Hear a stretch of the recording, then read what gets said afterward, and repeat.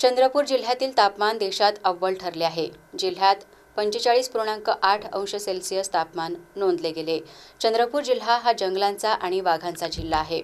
जिल्ह्यातील वन्यजीव शुश्रूषा केंद्रात विविध भागातून वेगवेगळ्या कारणांसाठी आणलेले सध्या बंदिस्त असलेले वाघ बिबटे यांना उष्माघातापासून बचावासाठी वन विभाग सतर्कता बाळगत आहे। या सर्व पिंजऱ्यांना ग्रीन नेट आणि कूलर लावून तापमानापासून दिलासा दिला जात आहे। यासह पशुवैद्यकीय अधिकारी या वन्यजीवांवर नियमित नजर ठेवत आहेत। आता सध्या आपल्याकडे इथे या वन्यप्राणी उपचार केंद्रामध्ये वाघ आणि बिबट ठेवलेले आहे आणि सध्या आता तापमान खूप वाढलेलं आहे, 45 डिग्री पर्यंत पोहोचलेलं आहे आणि अशा तापमानामध्ये मानवासारखाच वन्य प्राण्याला पण उष्माघाताचा धोका राहू शकतो। तो उष्माघाताचा धोका होऊ नये म्हणून आपल्या या वन्य प्राणी उपचार केंद्रामध्ये जे पण काही एन्क्लोजर आहे त्या प्रत्येक एन्क्लोजर मध्ये आपण कूलर लावलेला आहे, जेणेकरून त्या वन्य प्राण्यांना उष्माघातापासून धोका निर्माण होऊ नये या उद्देशाने आपण कूलर लावलेला आहे।